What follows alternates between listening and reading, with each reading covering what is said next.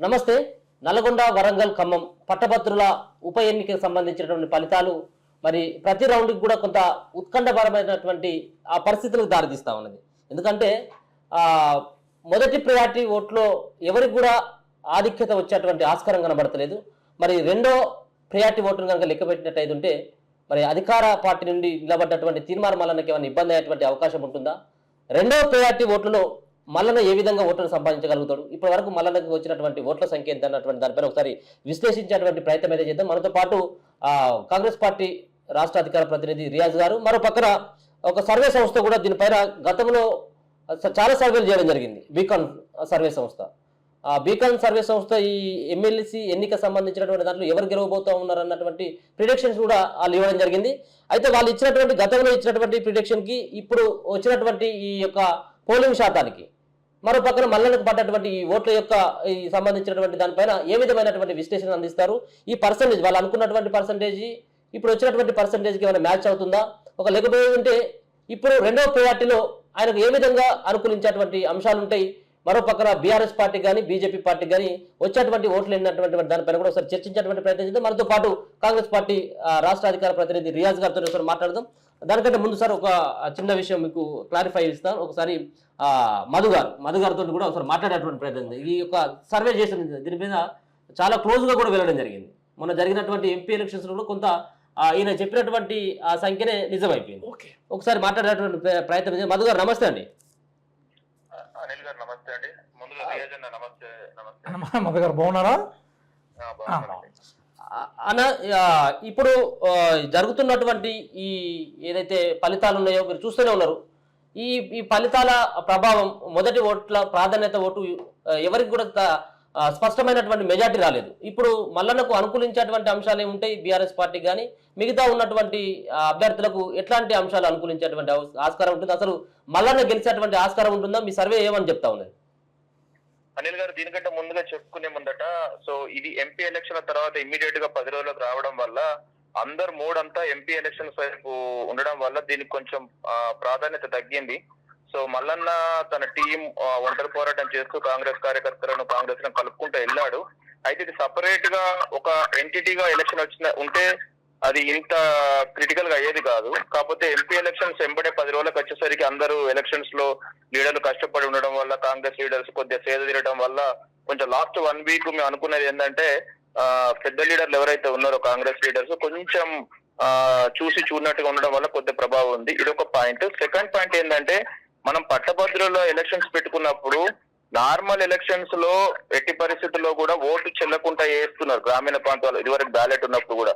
కానీ అతి భయంకరమైన విషయం ఏంటంటే ఒక 15 నుంచి 20 వేలు అంటే అక్యురేట్ గా నాకు నెంబర్ తెలియదు, నేను పోలింగ్ సెంటర్ దగ్గర లేను కాబట్టి అన్ని ఇన్వాలిడ్ ఓట్లు రావడం అనేది అది చాలా బాధాకరం. అది ఎలక్షన్ కమిషన్ సరిగ్గా నిర్వహించలేదా, లేకపోతే కొత్తగా ఎన్రోల్ చేసుకున్న పట్టభద్రులకు అవగాహన లేకపోవడమా, లేకపోతే వీళ్ళు తిరిగినప్పుడు దీని మీద అవగాహన కల్పించకపోవడం. ఇవాళ చెల్లని ఓట్లు కూడా మన రిజల్ట్ మల్లన్న రిజల్ట్ కానీ ఎలక్షన్స్ ఎమ్మెల్సీ రిజల్ట్ లో కానీ ప్రభావం చూపడం జరుగుతుంది.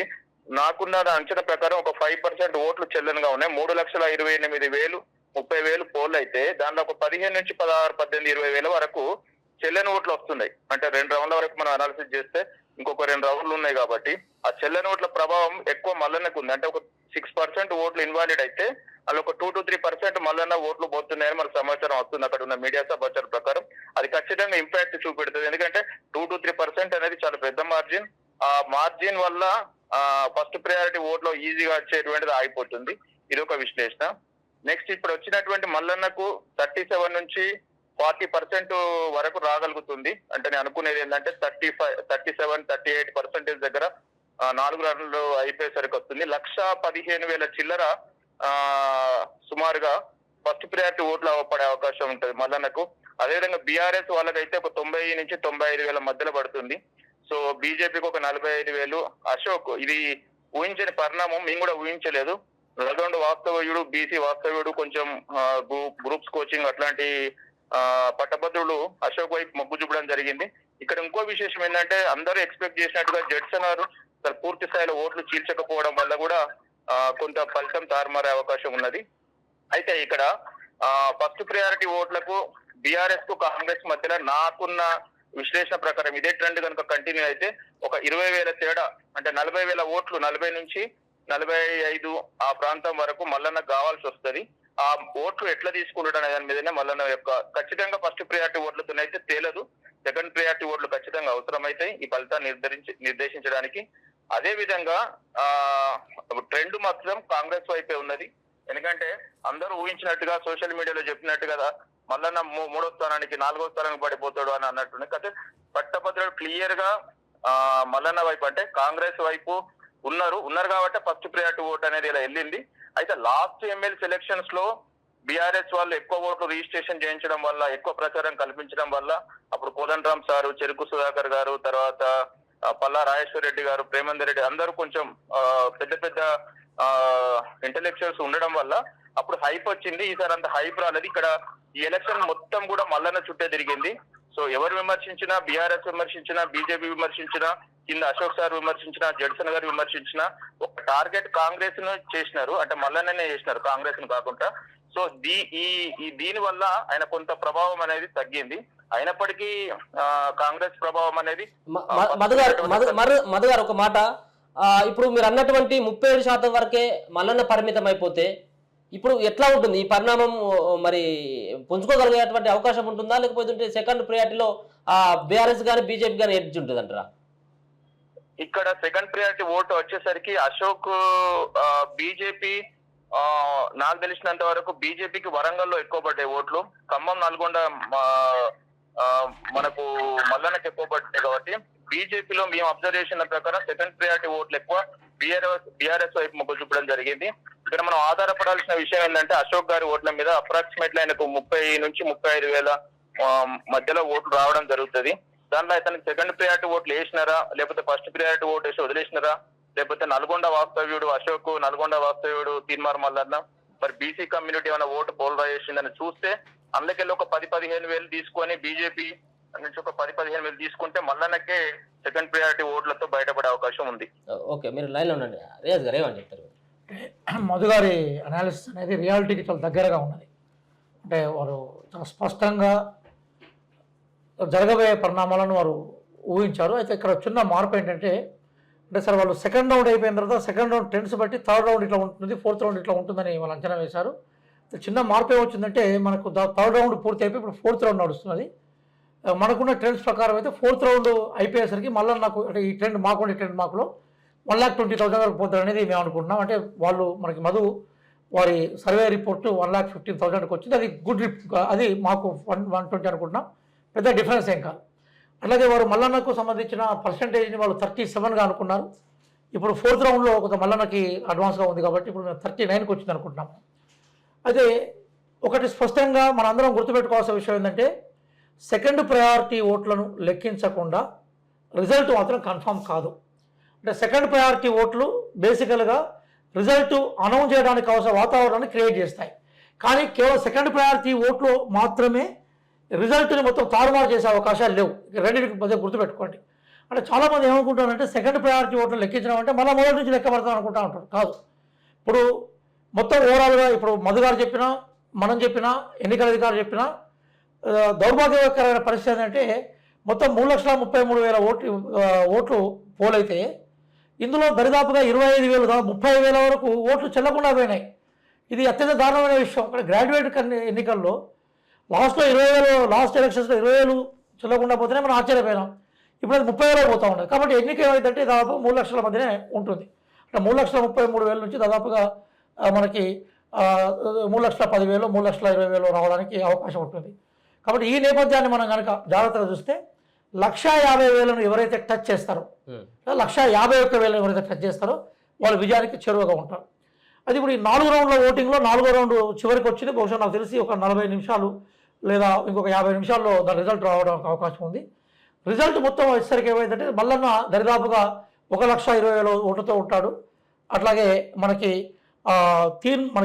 ఇతను సెకండ్ ప్లేస్లో ఉన్న బీఆర్ఎస్ క్యాండిడేట్ ఎవరైతే ఉన్నారో రాకేష్ రెడ్డి గారు వారు దాదాపు 90,000 ఓట్లతో ఉన్నట్టుగా మనకు తెలుస్తూ ఉన్నది. అంటే సరే ఒక 1,000 or 2,000 వీరికి ఎక్కువ ఉండొచ్చు, వాళ్ళకి తక్కువ ఉండొచ్చు. అది ట్రెండ్గా మనకు కనిపిస్తూ ఉన్నది. కాబట్టి ఇప్పుడు ఒకవేళ బీఆర్ఎస్ అభ్యర్థి నిజంగా పుంజుకోవాలనుకుంటే ఈ మల్లన్న మెజార్టీగా ఉన్న ఈ 25,000 బ్రేక్ చేసి మళ్ళీ మొదలు పెట్టుకోవాలి. అంతే కదా. 25,000 బ్రేక్ చేసి 25,000 బ్రేక్ చేయగానే ఆయన విజయం ఉండదు, మళ్ళీ అతను 50% ఓట్లు రావాలి. నేనేమంటున్నంటే అంటే ఎన్నికల్లో ఉండే గమతం ఏంటంటే ఇప్పుడు బీఆర్ఎస్ అభ్యర్థి మల్లన్న దాదాపుగా 22,000 23,000 లీడింగ్లో ఉన్న లీడింగ్ని బ్రేక్ చేసినాక మళ్ళీ ఆయన ఏం చేయాలంటే ఓవరాల్గా 50కి రీచ్ కాగల కానీ మళ్ళీ 25% 30% పట్టుకొసుకుంటే తప్ప ఆ పరిస్థితి ఉండదు.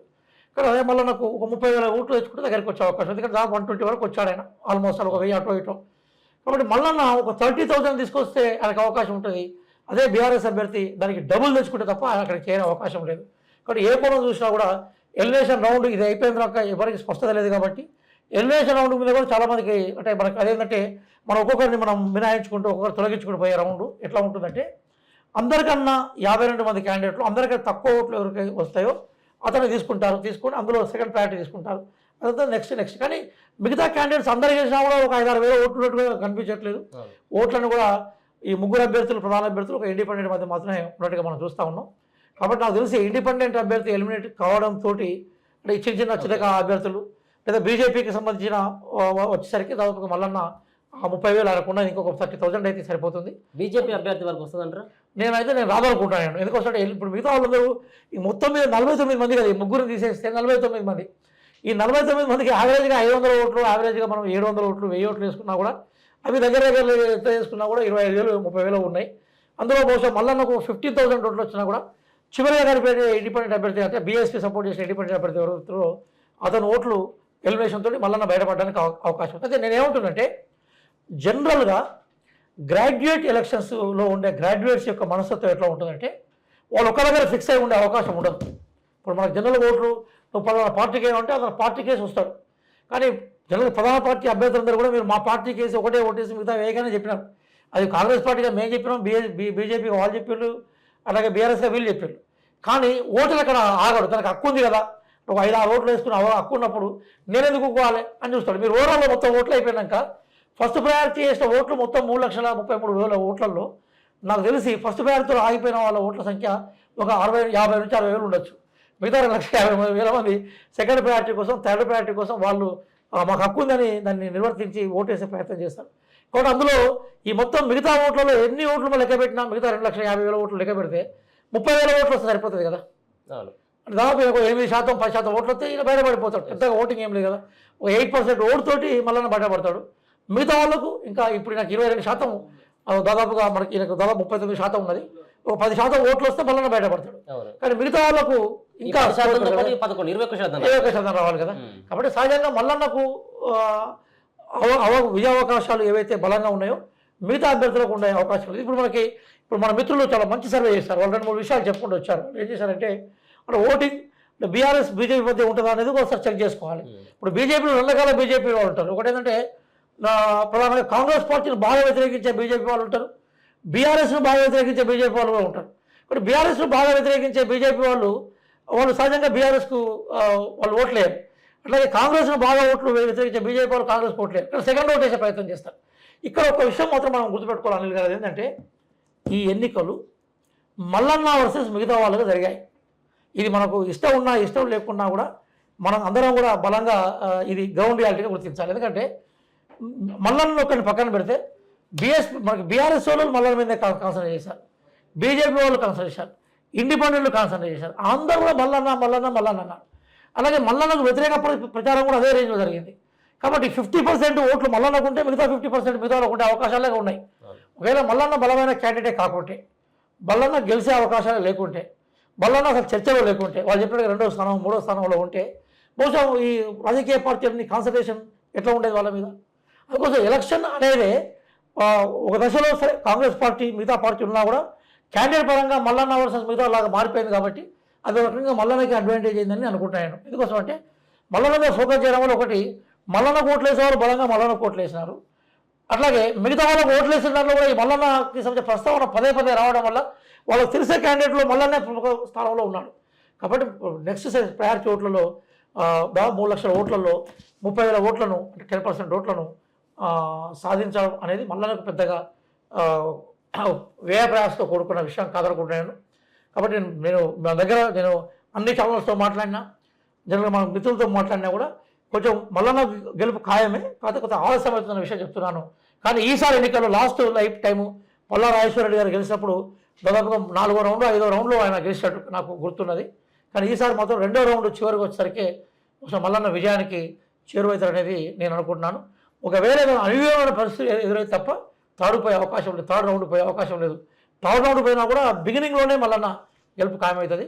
ఏదైనా కూడా తెల్లారి 6 గంటల నుంచి 8 గంటల మధ్యన రేపు మార్నింగ్ వరకు మల్లన్న అభిమానులు కానీ, కాంగ్రెస్ పార్టీ కార్యకర్తలు కానీ, అలాగే కాంగ్రెస్ పార్టీ ఎమ్మెల్యేలు, నాయకులు ఇప్పుడే మనకు అందుతున్నటువంటి సమాచారం 4700 మెజార్టీ అని చెప్పేసి మరి చూపెడతా ఉంది. అక్కడ ఉన్నటువంటి కొంతమంది మీడియా 4వ రౌండ్లో ట్రెండ్ కంటిన్యూ.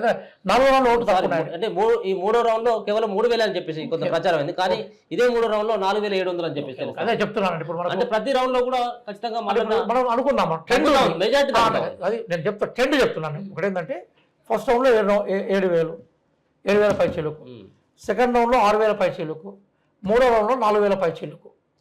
కానీ ట్రెండ్ ఏదైతుందో ఒక్క నిమిషం అండి.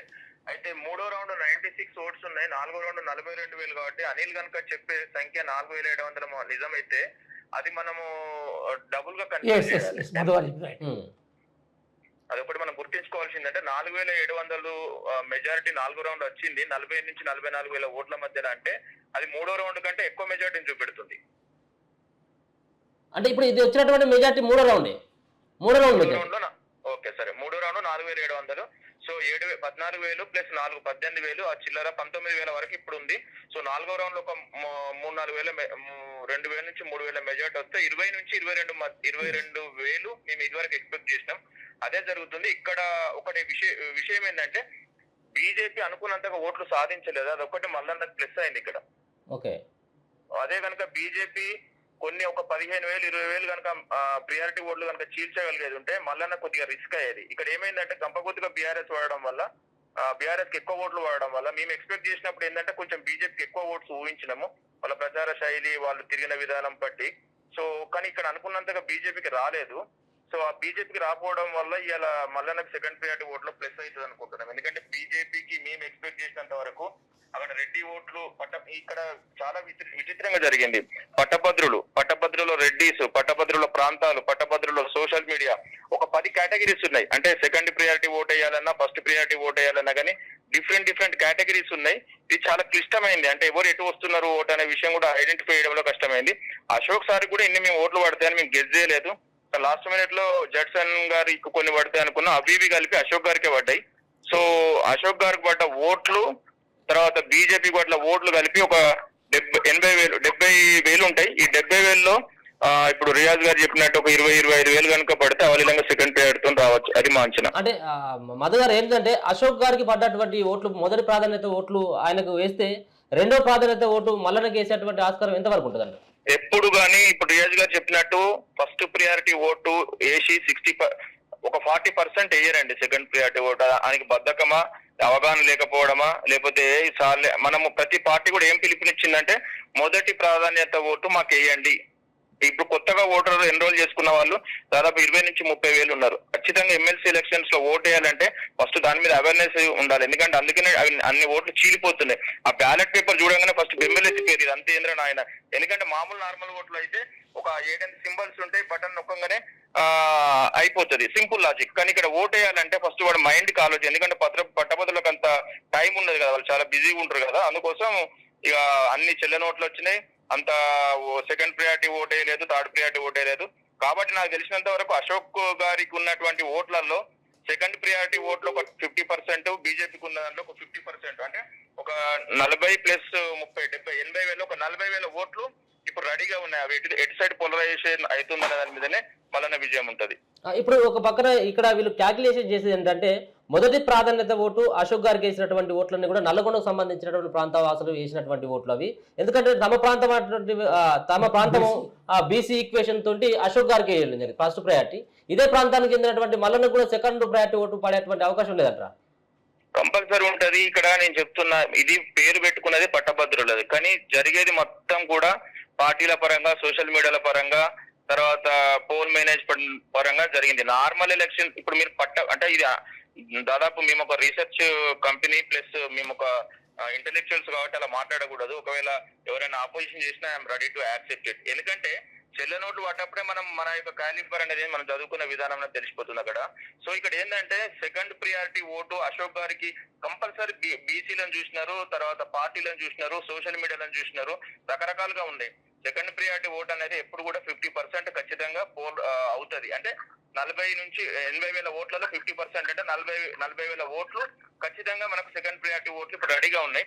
ఆ 40,000లో మనకు కావాల్సినవి అంటే మల్లన్నకు కావాల్సిన, కాంగ్రెస్ పార్టీకి కావాల్సిన ఒక 20,000 ఉంటాయి. కాబట్టి రియాజ్ గారు చెప్పినట్టు మాక్సిమం పోయినసారి అంతా హడావుడి కాకుండా కొంచెం తొందరనే అంటే బయటపడే అవకాశం అయితే ఉంది. చూడాలి మరి ట్రెండ్స్ నెక్స్ట్ ఎట్లా వస్తాయి సెకండ్ ప్రియారిటీ మీట్ అనే దాని మీద. కాకపోతే లాస్ట్ టైం జరిగినంత హడావుడి అయితే జరగదు, చాలా స్మూత్ గా నీట్ గా ఒక పద్ధతి ప్రకారం జరుగుతుంది. అంటే ఈ సెకండ్ ప్రియారిటీ లో ఖచ్చితంగా బయటపడేటువంటి అవకాశం ఉంటుందా మల్లన్న గారు? అదే నేను చెప్తున్నా, 80,000 ఓట్లు, 80 నుంచి 85,000 ఓట్లలో మల్లన్నకు రావాల్సినటువంటి అంటే ఓట్లు 40,000. మీరు జాగ్రత్తగా గుర్తుపెట్టుకోండి. దానికంటే 20,000 ఓట్లు తక్కువనే బీఆర్ఎస్ క్యాండిడేట్ ఉన్నాడు. అంటే ఇప్పుడు రియాజ్ గారు చెప్పినట్టు ఆయన ఫస్ట్ ఆయనది ఫిల్ చేసుకొని తర్వాత అప్పుడు మెజారిటీ వైపు పోవాలంటే అందులోకి వెళ్ళి ఒక 20,000 ఓట్లు ఈయనకు పడాలి. ఫస్ట్ 20,000 ఓట్లు పడ్డ తర్వాత అప్పుడు ఇద్దరు సమానం అవుతారు. ఆ ఇద్దరు సమానమైన తర్వాత మళ్ళీ ఇంకొక 20,000 ఓట్లలో అప్పుడు మెజారిటీ చూసుకునే పరిస్థితి వస్తుంది. కాబట్టి నాకు తెలిసినంత వరకు బీజేపీ అశోక్ గారు అయితే ఇప్పుడు క్రియాశీలకంగా జరగబోతుంది, అంటే గెలిపించే పరిస్థితికి వస్తుంది.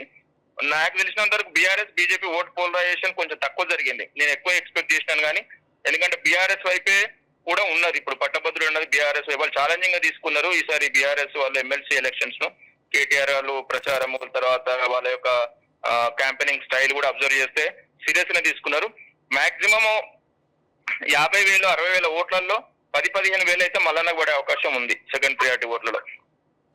అయితే మేము గత మన తెలుగు సార్ లాస్ట్ మేము ఇచ్చిన అనాలిసిస్ లో 40 ఎబో అయితే రిస్క్ లెస్ సెకండ్ ప్రియారిటీ ఓట్లు పడ్డా కానీ 40+% కనుక ఉంటే 41, 42 ఉంటే ఈజీగా కనుమూసుకొని గెలిచే పరిస్థితి. అయితే ఇప్పుడు ట్రెండ్ ఏంటంటే ఇన్వాలిడ్ ఓట్లు లెక్క సరిగ్గా తెలవకపోవడం, అది కూడా చూస్తుంది. తర్వాత ఈ జడ్సన్ గారు మొత్తం వెళ్ళిపోవడం, అశోక్ సార్ గారికి అనుకున్నానికంటే ఎక్కువ అవడం, బీజేపీ ఓటు పర్సెంటేజ్ దక్కడం వల్ల ఈ జిగ్జాగ్ అనేది ఇక్కడ ఫామ్ అయింది. కాబట్టి 37, 38 అనేది మా అంచనా. రియాజ్ గారు అక్కడే ఉన్నారు కాబట్టి నాకు తెలిసినందరూ 39 అంటున్నాడు. 39 ఈజ్ ఏ బెటర్. 40కి ఎడ్జ్ రీచ్ అయిందంటే మాత్రం మళ్ళీ గెలిచే అవకాశం ఉంది. ఓకే థ్యాంక్ యూ అన్న, థ్యాంక్ యూ. అయితే మొత్తానికైతే ఇది ఏదైతే మల్లన్నకు పడాల్సినటువంటి ఓట్లు దాదాపుగా మనం అనుకున్నటువంటి 25 నుంచి 30,000 ఓట్లు, ఇది చాలా ప్రభావం చూపేటటువంటి అవకాశం ఉంటుందంటారు. సహజంగా కదా, అంటే చిల్ల నోట్లు అనేవి అంత పెద్ద సంఖ్యలో ఉంటుందని మేము ఊహించలేదు. మామూలుగా చిల్ల నోట్లు అంటే ఒక 2%, 3% ఉండాలి తప్ప అది అభ్యర్థులతో పోటీపడే విధంగా చిల్ల నోట్లు ఉన్నది. కనీసం ఓటు వేసే చైతన్యం అనేది ఇప్పుడు ఓటు అనేది ప్రజాస్వామ్య ప్రక్రియలో ఆక్సిజన్ లాంటిది. మనిషి బతకడానికి ఆక్సిజన్ ఎట్లా ఉండాలో ఓటు వేయడం ప్రజాస్వామ్యం ఎన్నికల ప్రక్రియలో అంత విలువైంది. దాన్ని అంత తేలిక భావంతో చూడడం రైట్ కాదు. మరి అది కొత్త ప్రభావాన్ని చూపిందని మనం పూర్తిగా రిజెక్ట్ చేయలేము. నెంబర్ 1. నెంబర్ 2 ఏంటంటే ఇక్కడ బాగా గుర్తుపెట్టుకోవాలి, ఎప్పుడైనా కూడా గ్రాడ్యుయేట్ ఎమ్మెల్సీ ఎన్నికల్లో గంపగుత్తాగా ఒకే అభ్యర్థికి ఓట్లు వేసే అవకాశం ఉండదు. ఎందుకంటే గ్రాడ్యుయేట్ అతన్ని అనేక అంశాలు ప్రభావితం చేస్తూ ఉంటాయి. ప్రధానంగా పార్టీలు, ఐడియాలజీ, అతని భవిష్యత్తు, అతని ఉద్యోగ క్రమము, అట్లాగే అతని సామాజిక నేపథ్యము, అట్లాగే పోటీ చేసే అభ్యర్థులతో ఉన్న పరిచయం, ఇవన్నీ కూడా ప్రభావితం చేస్తాయి. సహజంగా ఒక్క ప్రాంతంకి సంబంధించి కాదు, ఇది మళ్ళీ మనకి ఏంటంటే 3 ప్రాంతాలకు సంబంధించింది. ఖమ్మము, వరంగల్, అట్లాగే నల్గొండ పాత జిల్లాలకు సంబంధించింది. కాబట్టి ఖచ్చితంగా ఒకటే ఫ్యాక్టరీ ప్రభావితం చేసే అవకాశం కన్నా రాజకీయ పార్టీల ఐడియాలజీ ప్రభావితం చేయడమే ఎక్కువగా ఉంటుంది. సరే, ఒక ఇండిపెండెంట్ అభ్యర్థికి కొంత ఓటింగ్ శాతం పెరగడంలో ఏంటంటే ఈ చదువుకున్న యూత్ ఇంకా వాళ్ళ ఆకాంక్షలు, అంటే ఉద్యోగ నోటిఫికేషన్ ఎక్కువ రావాలని, అట్లాగే ఈ ఏవైతే నోటిఫికేషన్లకు సంబంధించిన వాటి మీద ప్రభుత్వం యొక్క అటెన్షన్ పెరగాలని ఒక ఆవేదన ఉందని మనం అర్థం చేసుకోవడం ప్రయత్నం చేయాలి. కానీ అదే నేపథ్యంలో ఇప్పుడు ఈ పోటీ చేస్తున్న ఈ అశోక్ అనే అభ్యర్థికి అనేక బహుజన సంఘాలు సపోర్ట్ చేశాయి, ప్రధానంగా బీసీ సంఘాలు సపోర్ట్ చేశాయి, అతని కమ్యూనిటీ సపోర్ట్ చేసింది. అట్లాగే షెడ్యూల్ క్యాస్ట్, షెడ్యూల్ ట్రైబ్కి సంబంధించిన కొన్ని ఆర్గనైజేషన్స్ కూడా సపోర్ట్ చేసినట్టుగా మనం చూస్తాం. మనం సరైన సామాజిక సమీకరణలు ప్లస్ అతని నిరుద్యోగుల సంబంధించిన ఓట్లతోటి అతని ఓట్ల సంఖ్య పెరిగినప్పుడు ఏ సామాజిక నేపథ్యం రీత్యా అతనికి ఓటర్లు సపోర్ట్ చేస్తారో సెకండ్ ప్రయారిటీ మల్లన్నకి ఇవ్వడానికి కూడా ఒక అవకాశం ఉంటుందనేది మనం గుర్తుపెట్టుకోవాలి. ఇంకో కీలకమైన విషయం ఏంటంటే సహజంగా మల్లన్నను బయట సమాజం ఎట్లా చూస్తూ ఉంటుందంటే టీఆర్ఎస్ని ఓడించడంలో మల్లన్న యొక్క గొంతు, మల్లన్న యొక్క ప్రచారము, క్యూనిస్కి సంబంధించిన పాత్ర అట్లా కొంత ఉన్నదనేది గుర్తుపడుతూ ఉంటారు. ప్రధానంగా మల్లన్న ఒక బేసికల్గా ఎక్కడ కూడా కాంప్రమైజ్ కాకుండా టీఆర్ఎస్ ఏరియాస్ బీఆర్ఎస్ ఫైట్ చేసినాడు. ఇప్పుడు బీజేపీలో నీకు చెప్పిన 2 రకాల సెక్షన్స్ ఉంటాయని చెప్పినాను. అంటే కాంగ్రెస్లో విపరీతంగా దేశించే సెక్షన్స్ ఉండొచ్చు, బీఆర్ఎస్లో విపరీతంగా దేశించే సెక్షన్స్ ఉండొచ్చు. అట్లాగే ఆ నేపథ్యంలో కొంత అంటే బీఆర్ఎస్ మీద మల్లన్న పోరాటం వల్లనే ఆ పార్టీ ఓడిపోయిందనే అభిప్రాయం కూడా చాలామంది ఉన్నది. అంటే ముఖ్యమంత్రి రేవంత్ రెడ్డి గారు కూడా ఈరోజు ప్రజల అభిమాన నాయకుడిగా మారిపోవడానికి కారణం ఏంటంటే బీఆర్ఎస్ మీద నికరంగా పోరాడాడు ఆయన. కాబట్టి ఈరోజు రాహుల్ గాంధీ గారు ఒక్కసారి పోయింది ఏంటంటే తను రూలింగ్ ఎగ్జిస్టెన్స్ పార్టీ మీద భయంకరంగా పోరాడాడు. మల్లన్న కూడా ఎగ్జిస్టెన్స్లో ఉన్న టీఆర్ఎస్ బీఆర్ఎస్ మీద ఒక విరోచన పోరాటం చేశాడు. కాబట్టి సహజంగా టీఆర్ఎస్ ఏలియాస్ బీఆర్ఎస్ని వ్యతిరేకించే వాళ్ళు ఎవరైనా కావచ్చు, వాళ్ళందరూ కూడా మల్లన్నకు కనీసం ఫస్ట్ ప్రయారిటీ ఇవ్వకుండా కూడా వాళ్ళకి రకరకాల రీత్యా సెకండ్ ప్రయారిటీ ఇచ్చే అవకాశం ఉంది. కానీ మల్లన్న గెలవడానికి కావాల్సిన ఓట్లు ఇప్పుడు మనం 1,20,000కి వచ్చాం. మనం ఇప్పుడు మధు గారు 1,15,000 అన్నారు. ఇప్పుడు మనకు అప్పుడు మనం 3,000 అనుకున్నాం లీడ్, ఇప్పుడు 4,500 పెరిగింది. కాబట్టి సహజంగా నేను అంటుంది ఏంటంటే 1,20,000 రీచ్ అయినాడు, 30 రీచ్ అయినాడు. కాబట్టి ఆయనకు కావాల్సింది ఒక 30,000 ఓట్లే కదా, మల్లన్న కావాల్సింది 30,000 ఓట్లే. అదే టీఆర్ఎస్ అభ్యర్థి కావాల్సింది ఈ 30,000 ఓట్లతో పాటుగా అంటే ఇప్పుడు ఆయనకు వచ్చిన 22,000తో పాటుగా మళ్ళీ రీచ్ కావడానికి మళ్ళీ ఒక 40,000 ఓట్లు కావాలని. కాబట్టి ఇతనికి కావాల్సిన 30,000 ఓట్లు, అతనికి కావాల్సిన 60,000 ఓట్లు. కాబట్టి సహజంగా నువ్వు ఏ రూపం చూసినా కూడా మళ్ళీ మనకి ఈ ఎన్నికల్లో ముందంజలో ఉన్నాడు. కాబట్టి విజయం అతన్ని భరించే అవకాశం ఈ తుది ఫలితం ఎప్పటివరకు రావచ్చు? రేపు అవుతుంది, ఎల్లుండి అవుతుంది? నాకు తెలిసి ఇప్పుడు రేపు ఎల్లుండి అయ్యే అవకాశం ఉండదు. ఇప్పుడు నేనేమంటున్నానంటే మల్లన్న కావాల్సింది ఎంత 30,000, ఇంకొక అరగంటకు 4th రౌండ్ ఫలితం వెలువడుతుంది, వెంటనే సెకండ్ ప్రయారిటీకి వెళ్ళిపోతారు. కాబట్టి ఆ 30,000 మల్లన్నకి ఎప్పుడైతే అప్పుడే అయిపోతుంది. కాబట్టి ఇది రేపు ఉదయం 8 గంటల నుంచి 6 నుంచి 8 గంటల మధ్య ఎప్పుడైనా ఫలితం రుజువు కావచ్చు. ఎందుకంటే నాకు తెలిసి సెకండ్ ప్రయారిటీలో మళ్ళీ అవే 3 లక్షల ఓట్లు మళ్ళీ కౌంట్ అవుతాయి కదా. సరే ఇప్పుడు మన సెకండ్ ప్రయారిటీ అయిన ఓట్లు 50,000 తీసేద్దాం. సెకండ్ ప్రయారిటీ ఏదాకే చాలామంది ముఖ్యంగా ఉంటారు. మధు కూడా వాళ్ళు అదే అభిప్రాయం. అదే కొత్త ఓటరు, నాకు ఓటు హక్కున్నప్పుడు ఎందుకు పోవాలి, ఒక్కరికి ఎందుకు వేసిపోవాలి, ఒక్కరికే ఎందుకు వేయాలనే అభిప్రాయం మీద ఉంటారు. కాబట్టి సెకండ్ ప్రయారిటీ అనే దాంట్లో మళ్ళీ 3 లక్షలు కౌంట్ చేసినప్పుడు ఫస్ట్ దాంట్లో దాదాపు 40% ఓట్లు వస్తే ఈయన సెకండ్ దాంట్లో కనీసం 10% తెచ్చుకోలేడా, అది కూడా ఆయన విజయానికి దోహదపడుతుంది కదా. కాబట్టి మల్లన్న వైపే దిశ నిర్దేశించబడుతుందని మనం భావించాలి. ఓకే, చూద్దాం. మరి ఇప్పుడైతే ఆల్రెడీ కాసేపట్లో ఇంకో 4వ రౌండ్ ఫలితం కూడా వెలువడేటువంటి అవకాశం. ఈ సంబంధించిన తుది ఫలితం మాత్రం రేపు ఉదయం 8 నుంచి 10 గంటల మధ్యలో వచ్చేటువంటి అవకాశం అయితే ఉంటుంది. అన్ని సంబంధించినటువంటి సమీకరణాలు మల్లన్న వైపు చూపెడతా ఉన్నాయి. ఇప్పుడు ఇంతకుముందు కూడా ఎగ్జిట్ పోల్స్ నిర్వహించినటువంటి ఆ సంస్థకు సంబంధించిన నిర్వాహకులు కూడా మనకు అదే సంబంధించిన అభిప్రాయాలు కూడా వ్యక్తం చేస్తా ఉన్నారు. ఖచ్చితంగా 38% కంటే ఎక్కువగా మల్లన్న ఫస్ట్ ప్రయారిటీ ఓట్లు కనుక సాధించినట్టయితే ఖచ్చితంగా ఆయనకు అడ్వాంటేజ్ అయ్యేటువంటి అవకాశం ఉంటుంది, విజయ అవకాశాలు కూడా ఎక్కువైతే అన్నటువంటి భావన కూడా వ్యక్తం చేస్తా ఉన్నారు. చూస్తూనే ఉండండి మన తొలి వెలుగు.